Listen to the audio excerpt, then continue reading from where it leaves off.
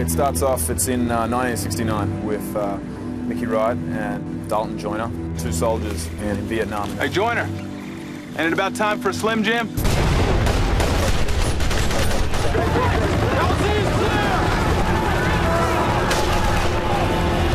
The character I play is Dalton Wayne Joyner. He's a private in the U.S. Army.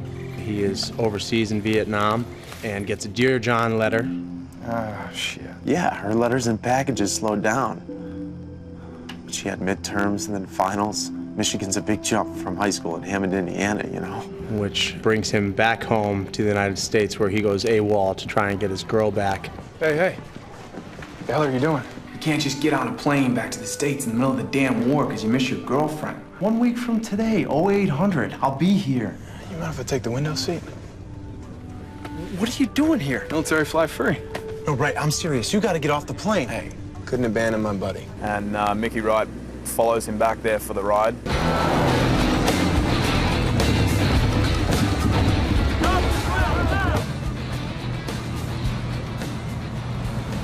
How's it going, sweetheart? Fuck yourself, baby killer. Excuse me?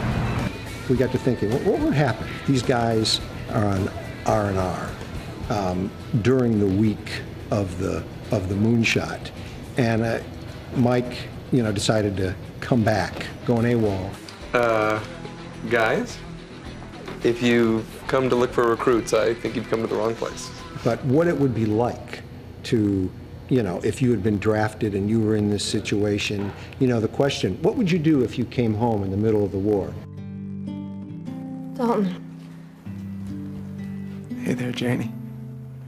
We're talking big-time court-martial. Who's gonna know? We're back in a few days, and besides, we're among friends. We're heroes, man. Do you ever stop to think before you just let your bullshit fly? No, not really.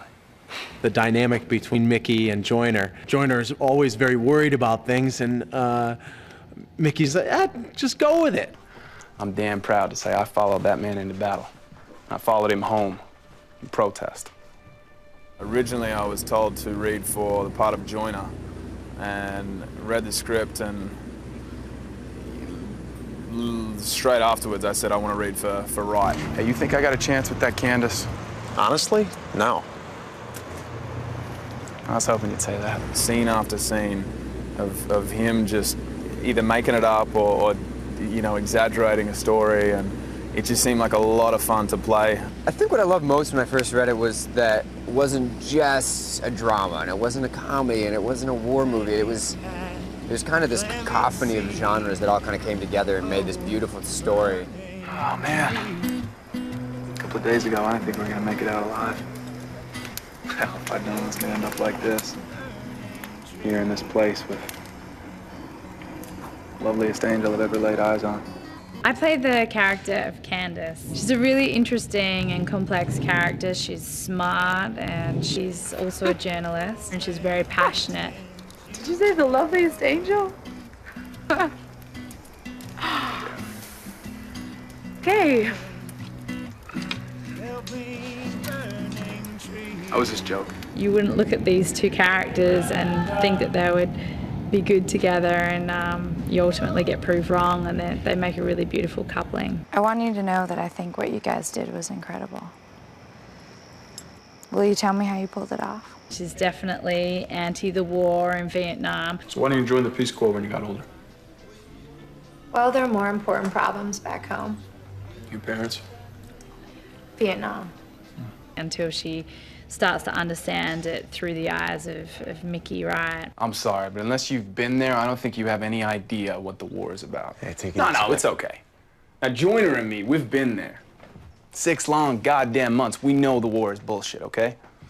Now, maybe we were sold a bill of goods, or maybe we're just old-fashioned, but we actually believed that going to Nam was the right thing to do. The script to me is deeply emotional and deals with politically sensitive issues without taking specific sides. Mickey, tell us, why don't all those other poor suckers just walk out the way you guys did? Huh? Well, because if they catch you, Peter, they lock you in Leavenworth, that's why. It takes a complex issue and gives you different ways to look at the same outcome. The characters go in different directions, essentially the opposite directions that you think they would go from the beginning. You knew, I knew, everybody knew that this war was about one thing, staying alive. And from that moment forward, the only way I knew how to do that was to stay focused on Jane. Austin, he's a fantastic guy, incredible actor, always very, very prepared. You know, when someone's that prepared, it makes you want to step up too and keeps you on point as well. What are you talking about? Are you having a good time in R&R? Did you get what you came for? Another badass story for your friends? Yes, I never meant to. Use me? I've got this picture in my head of you, me, the house, kids.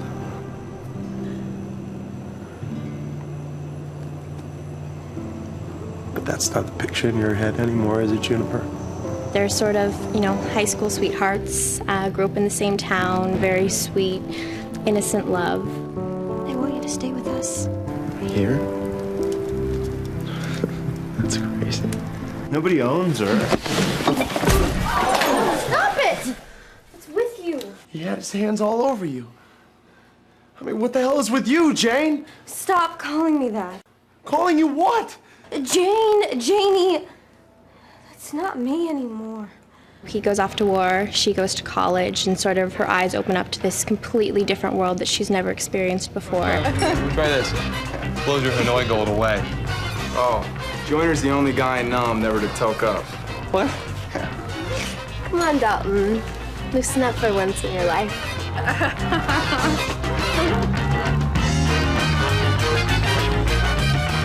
The dichotomy of the cast, well, I think will come off with some comic relief, but with a very serious subject matter about this turbulent time in America's history. I loved being a part of the riot. We had a great group of extras. There was 100, maybe 100 extras, and everyone was giving it their all, and you could feel the energy of the crowd. Everyone really believed in what they were participating in. Power to the people! Yeah! Everybody's looking up at the moon. Ain't nobody looking down at the truth. First thing with Danny is he cares more than anyone about this film. His heart just pours out all the time. I think a collaborative process is the biggest feeling for it, and just making sure everyone's comfortable with what's happening. Yeah, I think when you come in, So Danny Mooney, he's so young, and he's just doing such a brilliant job on this film. He's open. The best thing, actually, which has been so interesting, I didn't expect this at all, is that he lets you have so much creative control with your character, and he gives you take after take, and you can try different things, and it's a real collaboration. He's one of the best directors I've worked with. He's so on point with everything he did on set. He knew every shot, he knew every line. You know, it makes it easier for me because we can collaborate, but also I'm able to trust him. The atmosphere on set's been fun. I mean, everyone's been pretty laid back and relaxed, and it's been it's kind of a family atmosphere, and that's something that we've been so adamant about, is making sure that it's a team sport. You know, film is a team sport, and it's good for the family feeling to be a part of the atmosphere. Filming in Ann Arbor has been wonderful. I've never been here before, and to come to an area of the country that is just gorgeous. I was just so surprised to find out that, oh, we're going to shoot this right where, you know, the script takes place. I hate to break it to you, pal, but you're not going to stop the war with your little newspaper. I like the journey. He starts off this guy that doesn't really take too much seriously, but he comes to a realization through falling in love with another girl that he hasn't really committed to anything in life 100%. I want to take you someplace before you go. Where? Someplace peaceful. I think one of my favorite scenes, it's at a beautiful lake, and it's where the romance between Mickey and Candace really sort of comes to a head. It's a very endearing, open, fun scene. We go swimming together and we kiss, and I'm sure all the girls will love that scene in the movie. Someone once told me I'd never forget where I was when I landed on the moon. He was right. That's one small step for man. You can do it all over again, knowing what it's like. Would you still go? Sure as hell wouldn't volunteer. While the music is different and things look differently at the time, these kind of human emotions don't change. Don't worry about it. I'll find you. You always do. It wasn't all a lie. Not the part about falling in love with you. I mean, the biggest challenge with this being a period film was to tell people that it's a period film, it's not a film about the period. It's a story about young people getting put into crazy life tailspins and the decisions they make to pull themselves out of it or to give into it. In our rage to stop this evil war, I think we've forgotten our boys over there aren't the bad guys. They're just trying to survive. Come on, all right? Don't mess around with this. I mean, where is he? Where'd you guys go? To the moon.